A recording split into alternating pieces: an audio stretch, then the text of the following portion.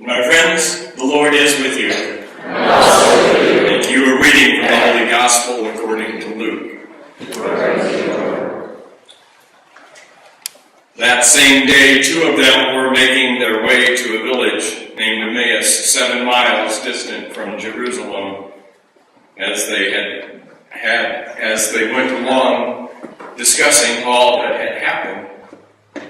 In the course of their lively exchange, Jesus approached and began to walk with them. However, they were kept from recognizing him. Jesus said to them, "What are you discussing as you go along your way?" They stopped and looked sad. One of them, Cleopas by name, asked him, "Are you the only resident in Jerusalem who does not know the things that have gone on there these past few days?" Jesus said to them, "What things?" They said, "About Jesus of Nazareth, a prophet, powerful in word and deed, and in the eyes of God and all the people, and how our chief priests and leaders delivered him up to be condemned to death and crucified him.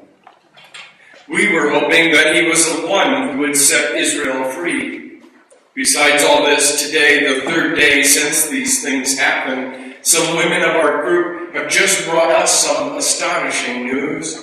They were at the tomb before dawn and did not find the body, but returned and told us that they had seen a vision of angels who declared that he was alive. Some of our number went to the tomb and found it to be just as the women had said, but they did not find Jesus." Then Jesus said to them, "Oh, what little faith you have! How slow you are to believe all that the prophets have announced. Did not the Messiah have to undergo all these things to enter into glory?" Beginning then with Moses and the prophets, Jesus interpreted for them every passage of Scripture which referred to him. And by now they were next to the village to where they were going, and Jesus acted as if he were going further. But they pressed him, saying, "Stay with us, for it is evening, and the day is practically over." So Jesus went in to stay with them. When they had sat down to eat, Jesus took bread and said the blessing and broke the bread and began to distribute it to them. With that, their eyes were opened, and they recognized Jesus, who immediately vanished from their sight. They said to one another, "Were not our hearts burning inside us as he talked to us on the road and explained the Scriptures to us?" They got up immediately and returned to Jerusalem, where they found the 11 and the rest of the company assembled. They greeted them. "Jesus has indeed been raised, it is true. Jesus has appeared to Simon." And then they recounted what had happened on the road and how they had come to know Jesus in the breaking of the bread. My friends, the Gospel of the Lord. Praise to you, Lord Jesus Christ.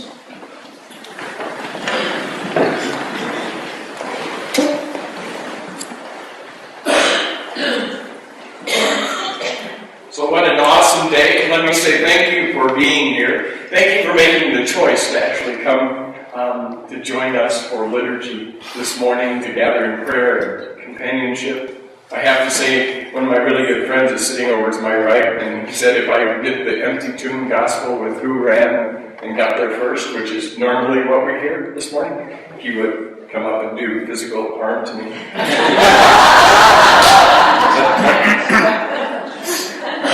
So I let us encounter the alternative gospel, the gospel of the story of the road to Emmaus. My friends, I first of all want to say thank you. Thank you not only for being here, but thank you for your faith, and I also want to say Happy Easter. What a joyous morning, what a great morning, and finally there's no snow on the ground to whine about, as I usually do. I'd like to invite you into this experience this morning to just stop for 30 seconds, 30 or 45 seconds, to reflect on this question. When have you experienced God in your life? When have you had a spiritual experience in your life? Just 30 seconds of thinking about and putting yourself back into that experience of the presence of the divine.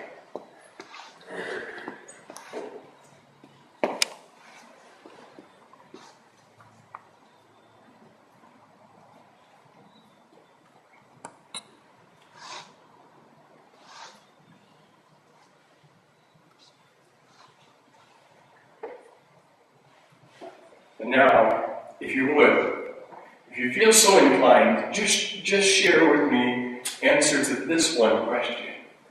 Where did that take place? Where did that take place for you? Home? The woods. In the woods? Here and now. Here and now? In a hospital. Hospital? A retreat. On a retreat? With family. With family. With family? At work. At work? In a terrible storm. In a terrible storm? This is proof I need hearing aids.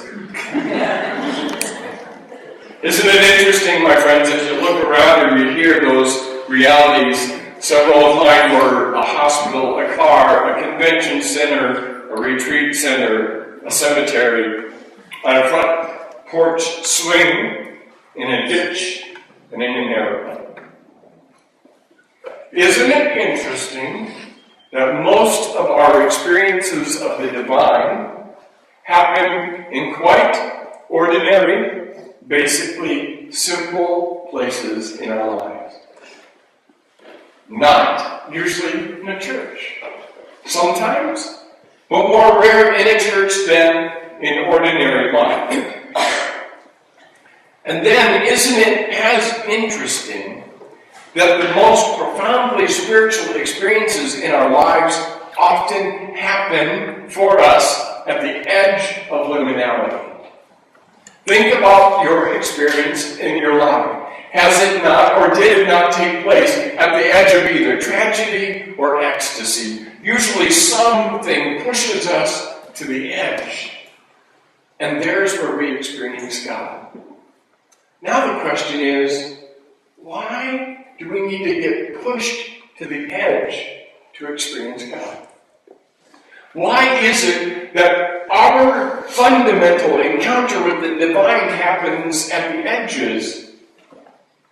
Maybe, my friends, maybe it's because at the edge, you and I are open enough, are free enough to experience the divine in our lives.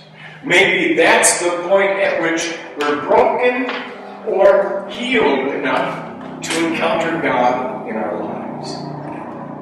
Our greatness, my friends, lies not in our profundity, not in our popularity, or in our position. Our greatness lies in our ever-increasing awareness of the divine in our lives, in our world. It's the fundamental call of the spiritual life, to become more and more aware of the divine in our lives, because when we do that, we'll transform the world. When we become aware of that divine, we will transform the world. You see, my friends, I believe that the gospel story of the road to Emmaus is actually probably the preeminent gospel for the spiritual life. Because if you look and listen to that story, there's two movements that happen. I call it the road moment and the bread moment. There's really two movements in that gospel. Those road moments, you and I have those every day of our lives, when God is walking with us, and for whatever reason we can't or we don't see the divine as being a companion with us. And those bread moments, when God becomes almost so painfully evident that we almost can't believe it. Just think back. Do you remember the days before the spiritual experience that I just asked you to reflect on? They were probably just pretty much ordinary days. Ordinary days of doing ordinary things. Yet wasn't God as present then as God was at the moment of that spiritual experience? Something happens, usually tragedy or ecstasy, pushes us to the edge, and in that we become vulnerable enough to become open to the reality that God is walking with us that entire time. The challenge, I really believe, for us is to grow our awareness of those bread moments, those moments when we're walking down the road of life and we start to begin to see that God is present with us the whole entire time, right? So that not only do we walk down that road, but we walk with that awareness that God is right there with us. Remember, our greatness lies not in our profundity, our popularity, or our position. It lies in our increasing awareness of the divine in our lives, in our world. Sometimes, my friend, I am absolutely convinced that we make holiness a whole heck of a lot harder and inaccessible than it really is. We put on that term, we even load it up. We load it with a whole host of preconceived notions and ideas. We load on what being holy looks like, and you and I get stuck on the road to Emmaus rather than in the bread of that experience. Our challenge simply lies, my friends, in stopping just long enough to let down our guard, to relax, to open ourselves to the possibility of the divine. Maybe it could be as simple as this. How about every morning this coming week, before our feet hit the floor, how about we just simply say to ourselves, today, I'm going to look for the divine. Today, I'm going to be on the lookout for the divine. I'm going to walk today with an active awareness, searching for a glimpse of God. My friends, in February of 2007, as the plane that I was flying was stuck in a spin and the ground was fast approaching, and I wasn't sure if there was going to be life in this world after the next few seconds, and my life was flashing before my eyes, this thought hit me. I wonder why I didn't see how many times God was with me on the road. It's that simple. So, maybe if we just take the time this week to simply stop, ask for God's awareness, and see what happens. I tried it a few days this last week. I was amazed.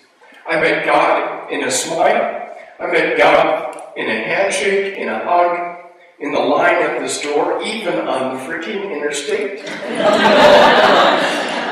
I met God in a parking lot filled with ice and snow. And I met God in a tear that was running down the cheek of a fellow companion on this journey. All of that simply because I asked to be conscious of seeing God in the world today. How about this, my friends? Let's make this a week of moving from road moments to bread moments. And I'd like to offer this suggestion as well. Let's simply break bread together today and see what happens.